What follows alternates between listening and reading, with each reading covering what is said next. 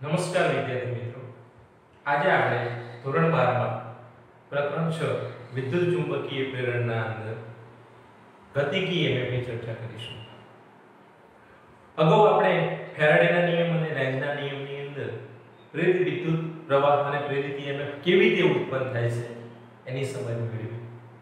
આજે આપણે ચુંબકીય ક્ષેત્રમાં ગતિ કરતા વાહકની અંદર ગતિના કારણે જે EMF ઉત્પન્ન થાય છે એ ગતિકીય EMF મેળવવા માટે ની સમજ કેળવીશું. આકૃતિની અંદર એક સમાન ચુંબકીય ક્ષેત્ર જેને મેં ચોકડી વડે બતાવેલું છે એવું વ્હાઇટ બોર્ડને લંબરૂપે અંદરની દિશામાં છે. આ ચુંબકીય ક્ષેત્રની અંદર એક U આકારની ફ્રેમ રહેલી છે, વાહક ફ્રેમ છે M S R અને N. આ ફ્રેમ પર સરકી શકે તેવું, ઘર્ષણ રહિત સરકી શકે તેવું એક પીકી સળિયું મૂકેલ છે અને આ સળિયાને સમાન ચુંબકીય ક્ષેત્ર B માં ચુંબકીય ક્ષેત્રને લંબરૂપે v વેગથી ગતિ કરાવવામાં આવે છે. આ વેગ v એક સરખો જળવાઈ રહે તે માટે આપણે જે કાર્ય કરવું પડે છે એની ગણતરી કરવી છે અને એના કારણે ઉદ્ભવતા પ્રેરિત EMF ની કેલ્ક્યુલેશન કરવી છે. તો સૌપ્રથમ જે આકૃતિ છે એ આકૃતિનું આપણે વર્ણન કર્યું. હવે આગળ જઈએ તો EMF મેળવવા માટે ફ્લક્સ મેળવવું પડે અને આ ફ્લક્સનો ફેરફાર એ આપણને ગતિકીય EMF આપે. એટલે અહીંયા તમે જોઈ શકો છો કે જ્યારે PQ સળિયું આ પોઝિશનમાં હતું, અહીંયાથી જ્યારે એ ખસીને અહીંયા આવે છે ત્યારે શું થાય છે વિચારો. તો પહેલા જે ક્ષેત્રફળ મળતું હતું ચુંબકીય ફ્લક્સ માટેનું એ આખે આખું ક્ષેત્રફળ લેવાનું આવતું હતું. ધારો કે આ જે છે એ x જેટલી વેલ્યુ છે તો આ ક્ષેત્રફળ પહેલા કેટલું હતું તો કે આ વેલ્યુ ધારો કે x હોય, rq ની જે લંબાઈ છે તો આ rq ની લંબાઈ x લંબાઈ માટે આખું ક્ષેત્રફળ કેટલું થાય તો કે લંબાઈ ગુણ્યા પહોળાઈ l x.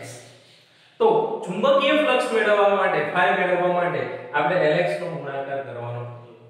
હવે જ્યારે આ ખસીને અહીંયા આવતું રહેશે ત્યારે ચુંબકીય ફ્લક્સ મેળવવા માટે આપણે l ગુણ્યા કઈ કિંમત અહીંયા ઓછી થશે એટલે x ડેલ્ટા x નો ગુણાકાર કરીશું અને એના ઉપરથી ચુંબકીય ફ્લક્સ નો ફેરફાર મેળવીશું તો એ આપણને ડેલ્ટા phi થશે.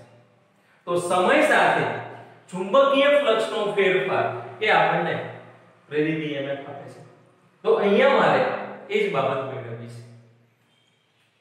તો પ્રેરિત EMF કોને કહીશું તો પ્રેરિત EMF જે છે એ અહીંયા ગતિકીય EMF તરીકે મળશે અને એનું સૂત્ર E = -delta phi by delta t. હવે આ જે સૂત્ર છે એને હું સરેરાશની જગ્યાએ જનરલ ફોર્મમાં લખું તો શું લખાશે E = -d phi by dt. તત્કાલીન EMF કહેવાય આને -d phi by dt. હવે મિત્રો આની અંદર phi તો સ્ટાર્ટિંગમાં phi કેટલા હતા તો શરૂઆતમાં phi મેળવવું હોય તો શું કરવું પડે b સદિશ ડોટ a સદિશ અને આકૃતિ ઉપરથી b સદિશ અને a સદિશ વચ્ચેનો જે ખૂણો છે એ 0 નો થશે કારણ કે તમે આ પોઝિશન લેશો તો આને લંબ રૂપે આ પોઝિશન મળશે અને આના માટે હવે પ્રવાહ કેવી રીતે જાય છે એના આધારે ખૂણો 0 બને કે 180 બને. અહીંયા આપણે વિચારી લઈએ કે પ્રવાહની ડાયરેક્શન એવા પ્રકારે છે કે પૃષ્ઠ સદિશ અંદરની દિશામાં છે અને ચુંબકીય ક્ષેત્ર સદિશ પણ અંદરની દિશામાં છે. તો આનો જવાબ આપણને b * a મળે અને એની વેલ્યુ કેટલી થાય તો a = b અને a એટલે ક્ષેત્રફળ. તો આ જે ફ્રેમ છે એમાં l લંબાઈ અને x પહોળાઈનું ક્ષેત્રફળ મેળવીએ તો અહીંયા શું બનશે blx phi = 2lx. હવે આ જે વેલ્યુ છે આને હું ઉપરના સૂત્રમાં મૂકી દઉં તો મને અહીંયા ફરીથી EMF મળશે જેને આપણે ગતિકીય EMF તરીકે ઓળખીશું. તો ગતિકીય EMF E = -d/dt of blx અને therefore E = હવે જુઓ b અને l અચળ છે તો વિકલનની બહાર મૂકી દઈએ અને અહીંયા આવશે dx/dt. હવે તમે જાણો છો કે સ્થાનાંતરનું સમયની સાપેક્ષે વિકલન એ વેગ આપે એટલે dx/dt ની જગ્યાએ શું ભરી દઈએ v.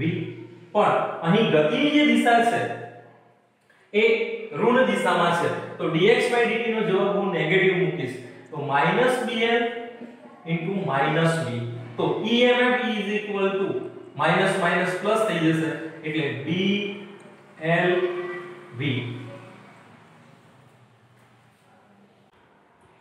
અહીંયા જે EMF ઉત્પન્ન થયેલું છે એ EMF માત્ર વેગ પર આધાર રાખે છે. જોઈ શકાય છે કે વેગ જે છે એ v સાથે EMF નો સંબંધ છે માટે આપણે એને ગતિકીય EMF તરીકે ઓળખીએ છીએ. b બદલતા નથી. b નું મૂલ્ય સમગ્ર ગતિ દરમિયાન આપણે એક સરખું લીધેલું છે. માત્ર શું બદલીએ છીએ તો પદાર્થ એટલે કે અહીંયા PQ સળિયો જે છે એ આ ફ્રેમ ઉપર સરકે છે અને સરકતો હોવાથી અહીંયા P અને Q ના જે બે છેડા છે એમની વચ્ચે એક EMF ઉત્પન્ન થાય છે. હવે આ EMF blv જે મળે છે એ કેવી રીતે મળે છે એને આપણે બીજી એક રીતે મેળવી શકીએ છીએ. એની સમજૂતી લોરેન્ઝ બળના જે સમીકરણનો ઉપયોગ કરી આપી શકીએ છીએ. તો અગાઉ આપણે આગળ પ્રકરણ 4 માં લોરેન્ઝ બળની વાત કરી હતી. લોરેન્ઝ બળનું જે સૂત્ર છે એ આ મુજબ છે. કોઈ વિદ્યુત ભારિત કણ હોય તો એના ઉપર લાગતું લોરેન્ઝ બળ F એ QE પ્લસ Q કૌંસમાં V ક્રોસ B પરથી મળે છે અને આ જે બળ છે એમાં આ ચુંબકીય બળ છે અને આ વિદ્યુતીય બળ છે. અહીંયા માત્ર આપણે આ જ બળની વિચારણા કરીશું એટલે અહીંયા મેગ્નેટિક ફોર્સ જે છે એ Q કૌંસમાં V ક્રોસ B સૂત્ર ઉપરથી મળે છે અને હવે તમે આની ઉપરથી ધન વિદ્યુત ભારિત કણ હોય તો એના ઉપર આ જે બળ છે એ કઈ દિશામાં લાગશે તો સમજો કે આ PQ સળિયો છે. આ PQ સળિયાને હું આમ ગતિ કરાવું છું તો વેગની દિશા કઈ છે અહીંયા હું આને ઋણ x અક્ષ કહી દઉં આને y અક્ષ કહી દઉં તો આ જે છે બહાર આવે છે એને z અક્ષ કહેવાય અંદર જાય છે એને z અક્ષ કહેવાય. V ક્રોસ B તો v ની દિશા કઈ મળી તો વેગની જે દિશા છે એ આપણે અહીંયા બતાવી હોય તો -i ની દિશા કહેવાય. આ ડાયરેક્શન છે એટલે અને b સદિશ જે છે એની દિશા દર્શાવવી હોય તો એ આપણને અહીંયા કઈ મળશે તો b સદિશની દિશા જે છે એ અંદરની છે. અંદરની દિશાને આપણે અહીંયા -k કરીએ. -i અને -k નો ગુણાકાર કરવામાં આવે તો એ આપણને કઈ દિશા આપે તો i ક્રોસ k કર્યું હોય તો શું મળે માઈનસ જે મળે. સેમ માઈનસ માઈનસ તો નીકળી જાય છે તો -j ની દિશાની અંદર આપણને બળ મળશે. એ બળને આપણે ચુંબકીય બળ તરીકે લઈશું. તો ધન વિદ્યુત ભારિત કણો ક્યાં ભેગા થશે PQ સળિયાની અંદર. આ સળિયો છે તો આ સળિયાની અંદર જે ધન વિદ્યુત ભારિત કણો છે એની ઉપર બળ લાગવાના કારણે એ Q બિંદુ આગળ ભેગા થશે એટલે Q આગળ પોઝિટિવ અને એટલો જ ઋણ વિદ્યુત ભાર અહીંયા તો ધન અને ઋણ. આને તમારે બીજી રીતે વિચારવાનું કે ઇલેક્ટ્રોન Q થી P ઉપર જાય છે તો Q ઉપર ધન વિદ્યુત ભાર ખુલ્લો થાય છે P ઉપર ઋણ વિદ્યુત ભાર આવે છે એટલે અહીંયા P છેડો એ નેગેટિવ બને છે Q છેડો પોઝિટિવ બને છે. આ આપણે કોનો ઉપયોગ કરીને મેળવેલી બાબત છે તો લોરેન્ઝ બળની અંદર આપણે ભણ્યા હતા કે વિદ્યુત ભારિત જે કણ છે એ v વેગથી ગતિ કરતો હોય તો એના પર લાગતું જે બળ છે એ ચુંબકીય બળનું મૂલ્ય Q કૌંસમાં V ક્રોસ P જેટલું હોય છે અને એની અંદર ધન વિદ્યુતભાર પર લાગતું બળ મેળવવા માટે v ક્રોસ b સદિશનો ઉપયોગ કરીએ છીએ. તો એના પરથી આપણે અહીંયા i i caret cross k caret કર્યું તો એની ડાયરેક્શન આપણને નીચેની ડાયરેક્શન મળી. તો ધન વિદ્યુતભાર પર નીચેની દિશામાં બળ લાગ્યું તો એના પરથી એના કરતા ઉલટું વિચારીએ તો ઋણ વિદ્યુતભાર ઉપરની દિશામાં જશે અને માટે p છેડો જે છે એ નેગેટિવ બનશે, q છેડો પોઝિટિવ બનશે. હવે વાહકની અંદર વિદ્યુતભારો ગતિ કરવા માટે ગતિપથ હોય તો આ EMF ના કારણે એક પ્રવાહ રચાશે અને એ પ્રવાહ જે છે એ ધન થી ઋણ તરફનો પ્રવાહ છે. માટે આપણે અહીંયા આ રીતે વિદ્યુત પ્રવાહનું નિર્માણ થતું જોઈ શકીશું. એટલે Q થી R, R થી S, S થી P આ માર્ગે વિદ્યુત પ્રવાહ રચાશે. તો અહીંયા ગતિકી EMF ના કારણે રચાતો પ્રવાહ જે છે એ I હોય તો I ની દિશા આપણને Q થી R થઈ S થઈ P તરફ મળે છે. તો મિત્રો અહીંયા ગતિકી EMF જે છે એ આપણે લોરેન્ઝ બળની મદદથી આ રીતે સમજી શકીએ છીએ. હવે EMF આગળ આપણે ભણ્યા હતા કે કાર્ય ભાગ્યા વિદ્યુતભાર કરવામાં આવે તો એ આપણને શું આપે? EMF આપે. આપણે બેટરી ની જ્યારે વિદ્યુત કોષની વાત કરી ત્યારે EMF ની વ્યાખ્યા આપી હતી. બેટરીના ધન ધ્રુવ અને ઋણ ધ્રુવ હોય તો બેટરીના ઋણ ધ્રુવ પરથી એકમ ધન વિદ્યુતભારને રાસાયણિક બળ દ્વારા બેટરીના ધન ધ્રુવ પર લઈ જવા માટે જે કાર્ય કરવું પડે એને આપણે વિદ્યુત ચાલક બળ તરીકે ઓળખતા હતા. અહીંયા પણ એના જેવી જ બાબત આવે છે. તો અહીંયા ક્યાંથી ક્યાં જવાનું થાય? P થી Q ઉપર. ઇન શોર્ટ બીજી રીતે કેવું છે? Q થી P ઉપર ઇલેક્ટ્રોન નેગેટિવ. તો Q થી P ઉપર ઇલેક્ટ્રોનને જવાનું અથવા ધન વિદ્યુતભારને P થી Q ઉપર જવાનું. તો આ પરિસ્થિતિમાં અહીં જે EMF બને એ કેટલું બને? તો એના માટે આપણે શું કરવું પડે? કાર્ય લાવવું પડે. હવે કાર્ય ગણવા માટે શાનો ઉપયોગ થાય? તો કાર્યની કેલ્ક્યુલેશન કરવી હોય તો કાર્ય W બરાબર FD આવું આપણે ભણ્યા છે.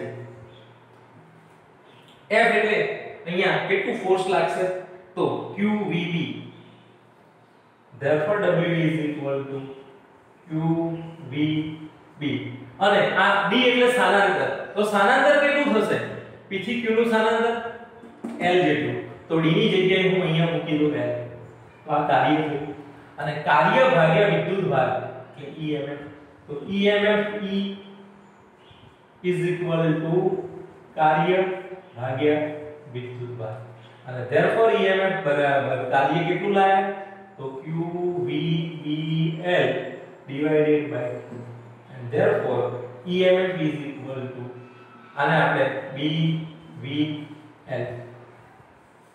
તો આ જે સૂત્ર છે BVL તમને એક જ છે બરાબર. તો આ થઈ લોરેન્ઝ બળ દ્વારા EMF ની સમજૂતી. ગતિક EMF કેવી રીતે ઉત્પન્ન થાય છે એ આપણે લોરેન્ઝ બળની મદદથી સમજી શકીએ છીએ. હવે માની લો કે આ ફ્રેમ ના હોત તો શું થાય? માત્ર સળિયો ચુંબકીય ક્ષેત્રમાં ગતિ કરતો હોય તો શું થાય? તો આ પરિસ્થિતિમાં પ્રવાહનું નિર્માણ ના થાય. પ્રવાહનું નિર્માણ ક્યારે થાય? જ્યારે એને ગતિ કરવા માટે વિદ્યુતભારો વચ્ચે અહીંયા ધન અને અહીંયા ઋણ વિદ્યુતભારો એકત્ર થયા અને પોટેન્શિયલ ડિફરન્સ ઉત્પન્ન થયો. આ પોટેન્શિયલ ડિફરન્સ ના કારણે આ વિદ્યુતભાર તો અહીંયા નહીં જઈ શકે, આ વિદ્યુતભાર અહીંયા નહીં જઈ શકે, સંતુલન અવસ્થાએ આવ્યા છે. તો પછી શું કરવું પડશે? એને અહીંથી અહીંયા જવા માટે એક માર્ગ આપવો પડશે અને આ માર્ગ QRST દ્વારા પ્રાપ્ત થાય છે. માટે જો સળિયો માત્ર સળિયો ગતિ કરતો હોય આ રીતે ચુંબકીય ક્ષેત્રમાં ફ્રેમ સિવાય તો P નેગેટિવ અને Q પોઝિટિવ રહે. એમાં કોઈ પણ પ્રકારનો વિદ્યુત પ્રવાહ સળિયામાં રચાય નહીં કારણ કે વિદ્યુત ભારો સ્થિર થઈ જાય. એ આપણે આગળ બેટરીનો જે કન્સેપ્ટ ભણ્યા વિદ્યુત કોષનો એની અંદર આવતું હતું કે એક પરિસ્થિતિમાં એવું બને છે કે વિદ્યુત કોષની અંદર રાસાયણિક બળ અને વિદ્યુત ક્ષેત્ર દ્વારા જે વિદ્યુતીય બળ લાગે છે એ એક સરખા થઈ જાય છે અને માટે વીજભારોની ગતિ અટકી જાય છે. તો અહીંયા પણ ગતિના કારણે જે બળ લાગશે એ બળ ચુંબકીય બળ ઋણ વિદ્યુતભારનો ઉપર ધકેલશે અને ધન વિદ્યુતભાર નીચે ખુલ્લો થતો જશે. આ પ્રક્રિયા ચાલશે અને ત્યારબાદ આમની વચ્ચે વિદ્યુતીય બળ સળિયાની અંદર ઉત્પન્ન થવાનું ચાલુ થશે અને એ પછી આની ગતિને રોકશે. માટે આપણે અહીંયા સંતુલન અવસ્થાએ વિચારીએ તો પછી અમુક પરિસ્થિતિ થયા પછી P પર નેગેટિવ અને Q પર પોઝિટિવ ચાર્જ આવતો બંધ થઈ જશે. તો માત્ર સળિયાની વિચારણા કરીએ ત્યારે એ બાબત, બાકી જો પ્રવાહ રચાતો હોય તો પ્રવાહ આ રીતે રચાતો રહેશે અને પરિપથની અંદર પ્રવાહ I જેટલો પ્રવાહ નિર્માણ પામશે. તો એ I મેળવવા માટે E/R પરથી પછી મેળવી શકીએ છીએ. તો આ થઈ ગતિકી EMF ની વાત. બરાબર. તો ગતિકી EMF અહીંયા BLV સમીકરણ પરથી આપણને મળે. આ સૂત્ર દરેક જણા યાદ રાખવાનું છે. આનો ઉપયોગ પણ આપણે એક્ઝામ્પલ ની અંદર કરીશું. હવે આપણે ઉદાહરણ 6.6 ની વાત કરીએ. જેનો એક છેડો 1 મીટર ત્રિજ્યાના ગોળાકાર ધાતુની રિંગના કેન્દ્રમાં લટકાવેલ અને બીજો છેડો પરિઘ પર હોય તેવા 1 મીટર લંબાઈના ધાતુના એક સળિયાને 50 રિવોલ્યુશન પ્રતિ સેકન્ડ આવૃત્તિ સાથે કેન્દ્રમાંથી પસાર થતી અને રિંગના સમતલને લંબ અક્ષને અનુલક્ષીને ભ્રમણ કરાવવામાં આવે છે. અક્ષને સમાંતર એક ટેસ્લાનું અચળ અને એક સમાન ચુંબકીય ક્ષેત્ર બધે જ પ્રવર્તિત છે. આ કેન્દ્ર અને ધાતુની રિંગ વચ્ચે કેટલું EMF હશે? અહીંયા જે પ્રશ્ન પૂછેલો છે એ પ્રશ્ન આકૃતિની અંદર અહીંયા મેં તમને દોરી બતાવ્યો છે. એક રિંગ છે. એ રિંગ ના કેન્દ્ર ઉપર એક છેડો હોય એવો L લંબાઈનો સળિયો અને બીજો છેડો જે છે એ રિંગની સપાટી એટલે કે રિંગ જે છે એના પરિઘ ઉપર છે. હવે આ આખી લંબાઈ L છે તો એમાંનો નાનકડો ભાગ મેં dl લંબાઈનો અહીંયા ધ્યાનમાં લીધો છે અને આ સળિયો જે છે એ આમ ભ્રમણ કરી રહ્યો છે. આ રીતે રિંગની કિનારી જે છે એની ઉપર એક છેડો રહે છે અને એક કેન્દ્ર ઉપર રહે છે. આ રીતે આનું ભ્રમણ થાય છે. તો આના કારણે રિંગના કેન્દ્ર અને રિંગનો જે પરિઘ છે એટલે કે L લંબાઈના સળિયાના બે છેડા વચ્ચે કેટલું પ્રેરિત EMF બનશે એવું આપણને શોધવાનું કીધું છે. તો હવે પ્રશ્ન બહુ સરળ છે. આનું સૂત્ર આપણે મેળવી કાઢીએ પહેલા તો આની અંદર આપણે આગળ ભણ્યા એ સમીકરણનો ઉપયોગ કરીએ. પ્રેરિત EMF કેવી રીતે બનશે અહીંયા? તો પ્રેરિત EMF મેળવવા માટે આપણે જે સૂત્ર હમણાં ભણ્યા ગતિકી EMF નું એ યુઝ કરીએ. E બરાબર BLV. હવે જુઓ આખે સમગ્ર સળિયાનો વેગ એક સરખો હોય તો આ V જે છે બરાબર એ આપણે V તરીકે લઈ શકાય. પણ તમને ખ્યાલ છે કે જ્યારે સળિયો આ રીતે ભ્રમણ કરતો હોય તો અહીંયા રહેલો જે પાર્ટિકલ્સ છે સળિયાની અંદર વિદ્યુતભાર એનું ભ્રમણ એટલી ઝડપથી નહીં થાય. કારણ કે આને આખું સર્કલ બનાવવું પડશે. આ રીતે આખું સર્કલ બનાવશે જેનું સર્કલ આ રીતનું હશે અને જેનું સર્કલ આ રીતનું હશે. આ બંને સર્કલો માટે વેગના મૂલ્યો જુદા જુદા આવશે. કારણ કે અહીંયા રેખીય વેગ આને વધારે અંતર કાપવું પડશે, આને ઓછું અંતર કાપવું પડશે. તો આ જે અંતરો છે એ જુદા જુદા મળે છે. માટે v ના મૂલ્યો કેવા હશે? આ પોઝિશન માટેનો v, આ પોઝિશન માટેનો v અને આ પોઝિશન માટેનો v જુદો જુદો હશે. હવે આ જે પરિસ્થિતિ છે આ પરિસ્થિતિને ધ્યાનમાં લઈએ તો આ સૂત્ર સીધું વાપરી શકાય નહીં. તો શું કરવું પડે? આપણે નાના ભાગોનો વિચાર કરવો પડે. તો હવે આપણે પહેલું કામ એ કરીએ કે r અંતરે dr લંબાઈનો એક નાનકડો ખંડ લઈએ તો એનો વેગ કેટલો થાય અને એના માટે આપણે આ સમીકરણ વાપરવું પડે. બરાબર. તો હવે એના માટે આપણે એવી એઝમ્પશન મૂકીએ કે કેન્દ્રથી કેટલા અંતરે r જેટલા અંતરે dr લંબાઈનો એક નાનકડો ખંડ લેવામાં આવે તો એનો જે EMF છે એની કેલ્ક્યુલેશન કરવા માટે અહીંયા આપણે આ જે ભાગ છે L એની જગ્યાએ શું લખી દઈએ? dr b dr v. આ dr એટલા માટે લખેલું છે કે અહીંયા જુદા જુદા ભાગોના વેગ જુદા જુદા છે અને આ જે વેગ છે એ આપણે dr પોઝિશનના અને આપણે dr પોઝિશનના વેગ તરીકે લીધેલું છે. હવે તમે આ જે સૂત્ર છે આનું 0 થી ચાલુ કરી ટોટલ લંબાઈ જે L છે એની વચ્ચેનું સંકલન કરીએ અને આને રૂપાંતરિત કરી લખીએ તો DE નો જવાબ શું થશે? તો અહીંયા કુલ EMF E is equal to integration d અને integration d ની અંદર તમે b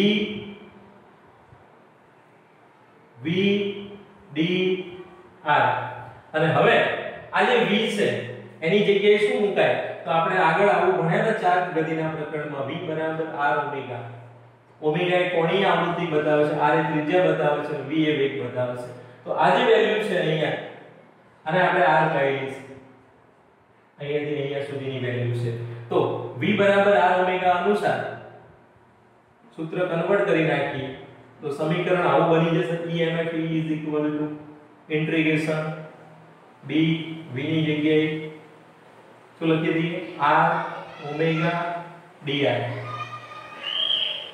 EMF E is equal to br omega dr જે છે એમાંથી જે અચળ છે એને બહાર કાઢી દઈએ તો b અને ઓમેગા અચળ છે ઇન્ટિગ્રેશન r dr અને હવે ઇન્ટિગ્રેશન r dr નું સંકલન કરવાનું થાય તો સંકલન જે છે એ તમે નિયમ પ્રમાણે કરશો અહીંયા લિમિટ આવશે કેન્દ્ર ઉપર 0 અને સપાટી ઉપર r 0 થી r તો અહીંયા જવાબ મળશે EMF E is equal to b omega અને આનો જવાબ શું થશે તો r dr નું સંકલન કરીશું તો r2/2 થશે અને એક વખતે અહીંયા r2/2 અને લિમિટ મૂકી દઈએ 0 થી r તો EMF E is equal to b omega એક વખતે કેપિટલ R મૂકો એક વખતે 0 મૂકો તો અહીંયા જવાબ આવશે r2 અને /2 તો આ વેલ્યુ તમારે યાદ રાખવાની છે જેનો ડાયરેક્ટ સમીકરણની અંદર ઉપયોગ થાય હવે આની અંદર કિંમતો ભરી દઈએ જે આપેલી છે તો EMF મળી જશે ઇક્વલ ટુ b ની જગ્યાએ આપણને વેલ્યુ આપેલી છે 1 ટેસ્લા ની ઓમેગા ની જગ્યાએ 2πf લખાય અને અહીંયા 2π અને આવૃત્તિ આપી દીધેલી છે 50 એટલે 50 અને આ r સ્ક્વેર છે એટલે ત્રિજ્યાનો વર્ગ તો 1 સ્ક્વેર અને ડિવાઇડેડ બાય 2 આનું સાદુરૂપ આપી દઈશું તો આનો આન્સર આપણને મળશે જોઈ શકાય છે કે 50 ભાગ્યા 2 કરીશું એટલે આપણને 25 મળશે અને 25 ગુણ્યા 2 કરીશું એટલે 50 પાઈ થશે 50 પાઈ એટલે 50 ગુણ્યા 3.14 50 ગુણ્યા 3.14 આનો જવાબ આપણે મેળવીશું તો લગભગ 157 વોલ્ટ મળશે હવે થોડુંક અહીંયા સમજવા જેવી બાબત આવે છે કે અહીંયા કયો છેડો ધન બને અને કયો છેડો ઋણ બને તો એના માટે તમારે આની જે ગતિ છે એ કઈ ડાયરેક્શનમાં થાય છે એ ધ્યાનમાં લેવાનું થાય એટલે આ ક્લોકવાઇઝ ગતિ કરે કે એન્ટી ક્લોકવાઇઝ ગતિ કરે એ અહીંયા મહત્વ ધરાવે છે બરાબર તો અહીંયા તમે એ રીતે ગતિની દિશા નક્કી કરી શકો છો કે કેન્દ્ર ઉપર ધન બનશે કે રિંગની સપાટી ઉપર ધન બનશે આપણે આ સૂત્ર યાદ રાખીશું જેનો ઉપયોગ દાખલાઓ ગણવા માટે ડાયરેક્ટ MCQ ની અંદર કરી શકાય છે b ઓમેગા r2 જ્યાં ઓમેગા એ કોણીય આવૃત્તિ દર્શાવે છે અહીંયા આવૃત્તિ આપેલી છે તો આવૃત્તિને રિવોલ્યુશન પર સેકન્ડ માંથી આપણે કન્વર્ટ કરેલી છે માટે અહીંયા ઓમેગા નો જે જવાબ છે એ આપણે 2π વડે ગુણીને લેશું પરિભ્રમણમાંથી પરિભ્રમણને કાઢવા હોય તો આપણે એના માટે શું કરીએ છીએ 2π વડે એને ગુણીએ છીએ તો આ રીતે 157 મળે જવાબ આવશે અને બીજી મેથડ પણ છે આપણે આ મેથડ સરળ રહેશે માટે આનો ઉપયોગ કરીએ છીએ બીજી મેથડ દ્વારા પણ દાખલો ગણી શકાય ડેલ્ટા π/ડેલ્ટા t